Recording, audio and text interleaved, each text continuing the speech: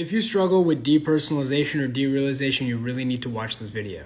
Now, depersonalization feels like you're almost detached from your body. It's almost like you could see it sometimes a lot of people describe it as like this Superman thing where like you could just see yourself away from your body. It feels like you're detached. It's very scary. And derealization, it almost feels like nothing is real.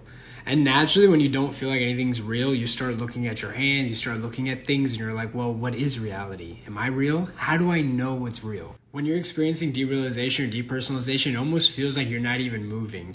Meaning it could feel like you're not even controlling your movement. You're just seeing everything happen. And sometimes like you're doing things, but you don't even feel like you're doing things. And naturally, as a consequence of experiencing derealization or depersonalization, you may feel numb.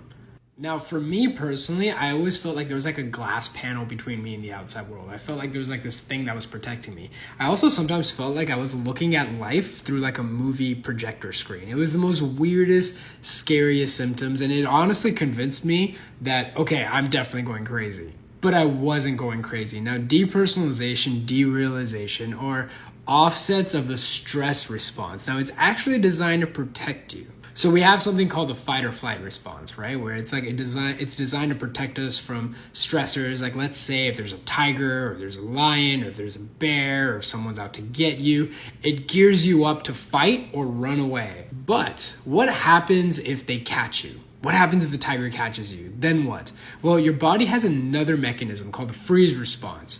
And the freeze response exactly is if something gets you, it tries to protect you from the trauma. Hence the sensation of derealization, depersonalization. You do feel numb. You do feel a little bit detached. You also feel like whatever is happening is not really real.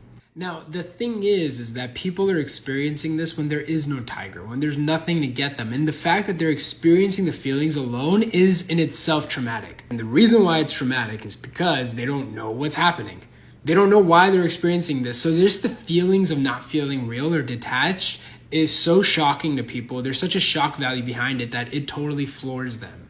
But it's just a stress response. Now, the issue really isn't that you have the response. The issue is that it's happening in situations when it shouldn't be. The reason why that's happening is because of how you're responding to the derealization, depersonalization. The derealization, depersonalization in itself has become the tiger. Many people that fall into this often experience it from having their very first panic attack or having panic attacks. To learn more about how to overcome this, follow this page.